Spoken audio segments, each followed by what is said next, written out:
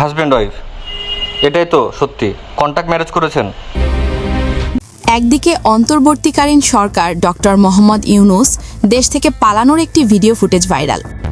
গভীর রাতে মোহাম্মদ ইউনূসের দেশ ছাড়ার ভিডিও ও ছবি ভাইরাল হয়েছে। আর অন্যদিকে সাবেক সমন্বয়ক মাহাদি হাসান তরুণীর সাথে টিকটক করে দিল্লিতে ভাইরাল হয়েছিল ছাত্রনেতা মাহাদি। যে ভিডিওটি ভাইরাল হওয়ার পর ফেঁসে যাচ্ছে এই সাবেক সমন্বয়ক মাহাদি হাসান।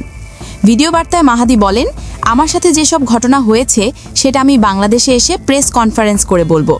আমাকে প্রায় 40 মিনিটের মতো পুলিশ কাস্টডিতে আটকে রাখা হয়েছিল। আমাকে খুবই বাজে অ্যাপ্রোচ করা হয়েছে। তারা আমাকে জেলে দিতে চেয়েছিল। আমি জানি না আমি কি করেছি। কিন্তু মাহাদির সেই ভিডিও বার্তায় স্পষ্টভাবে এক তরুণীকে দেখা যায় এবং তরুণীর মুখে শোনা যায় তারা দুজনে বিবাহ বন্ধনে আবদ্ধ হয়েছিলেন। চলেন সেই কাঙ্ক্ষিত ভিডিওর কিছু অংশ দেখে আসা যাক। আপনি একটু আগে কি বললেন? হাজব্যান্ড ওয়াইফ, এটাই তো সত্যি? কন্ট্যাক্ট ম্যারেজ করেছেন? সত্যি কথা বলবেন? আপনার মাস্ক খুলুন। কন্ট্যাক্ট ম্যারেজ করে যাচ্ছেন আপনি আরও? কবে কন্ট্যাক্ট ম্যারেজ কবে হয়েছে আপনাদের? 3-4 দিন আগে। তাহলে 5-6 মাস আগে। এত কিছু দেখার পর এই ছাত্রনেতাকে ঘিরে নানান আলোচনা সমালোচনার প্রশ্ন উঠছে, যার উত্তর দিতে পারছে না এই ছাত্রনেতা মাহাদি।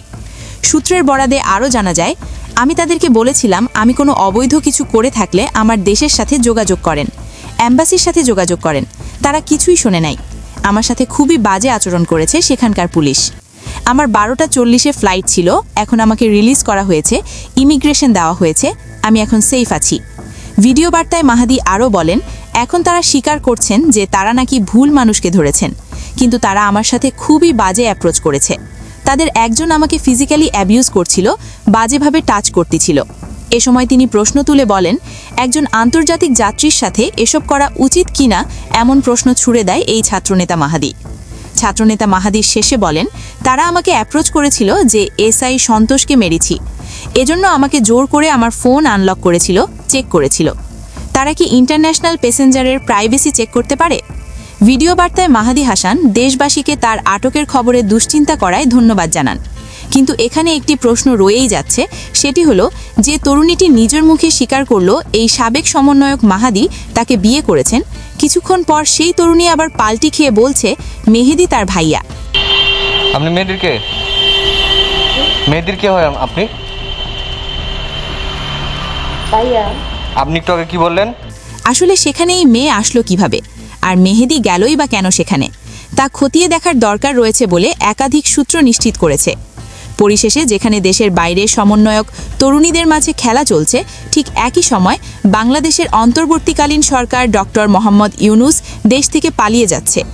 এমন একটি ভিডিওকে ঘিরে নানান আলোচনা সমালোচনার জন্ম দিয়েছে বিশ্লেষকরা। অনেকের ধারণা, এই ইউনূস সরকার যেভাবে লুটপাট করেছে, শেষে এসে ক্ষমতার পালা বদলের সময় ঘনিয়ে আসার কারণে এভাবে দেশ ছেড়ে পালিয়েছে এই অন্তর্বর্তীকালীন সরকার। সো প্রাণপ্রিয় ভিউয়ার্স, এই ছাত্রনেতা মাহাদি দিল্লির মতো দেশে একটি মেয়ের সাথে কেন, এই বিষয়ে আপনাদের মূল্যবান মতামত আমাদেরকে কমেন্ট করে জানিয়ে দিতে পারেন।